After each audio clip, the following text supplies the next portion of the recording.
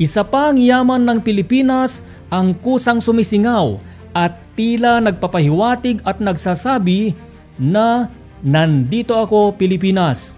Tama ang inyong narinig mga kababayan. Kung saan ito matatagpuan ay yan ang ating pag-uusapan sa video na ito.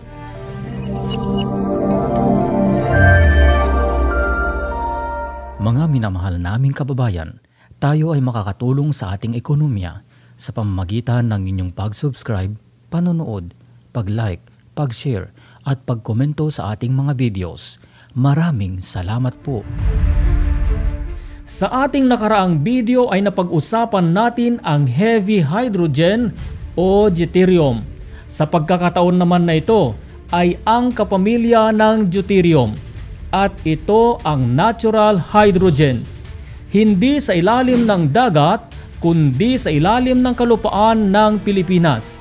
Ang hydrogen ay ginagamit sa pagpapaandar ng mga sasakyan, electric generators, sa production facilities gaya sa pagtutunaw ng mga bakal at higit sa lahat ay ginagamit din ito sa mga rocket.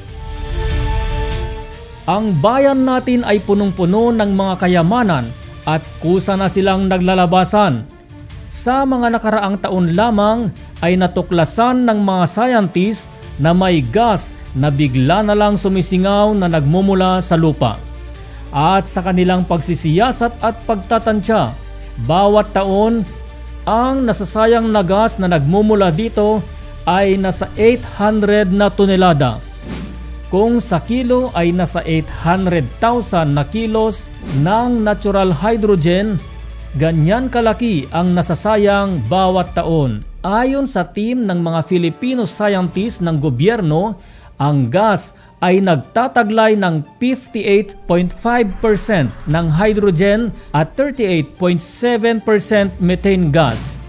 Ang sinasabing lugar kung saan tuloy-tuloy na nagkakaroon ng pagsingaw ng natural hydrogen ay nasa 200 kilometro mula sa Manila at matatagpuan sa Nagsasa site sa Zambales. Isa niyang indikasyon ito na kung ganon kadami ang inilalabas niya kada taon ay siguradong malaki ang nakaimbak sa ilalim ng lupa. Sa mapa na inilabas ng Department of Energy, ang 4 na stars na inyong nakikita ay ang lokasyon kung saan lumalabas ang natural gas. Nasasakupan ito ng Zambales at Pangasinan.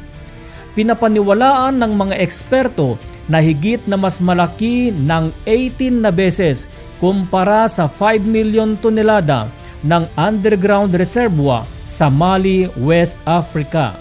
Ibig sabihin nito ay imomultiply natin ang 5 million na tonelada sa 18 na beses, lumalabas na 90 million tonelada o katumbas ng 90 billion kilograms. Ganyan kalaki ang pinapaniwalaan na nakaimbak sa ilalim ng Zambales at Pangasinan. Sa nakaraang taon, may mga kumpanya nang nagpakita ng pagka-interes sa pag-explore at pamimina sa naturang gas. Ayon pa sa government's news agency, ipinahayag ng Partido Development Administration na nahikayat nito ang Anglo-Spanish pioneer Helios Aragon sa Spain na may lisensya sa pag-explore sa mga ganitong natural gas at local subsidiary ng Freedom Solar Group ang kumpanyang pag-aari ng American military veteran. Kasabay nito, binuksan na din ni President Marcos Jr. ang exploration naman sa langis at coal sa bansa. Bago tayo magtapos mga kababayan, huwag natin kaligtaan na isama lagi sa ating mga panalangin ang ating mahal na bansang Pilipinas. Mabuhay po tayong lahat hanggang sa susunod.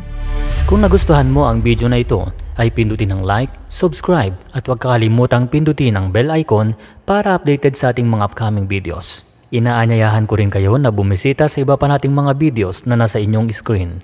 Maraming salamat po!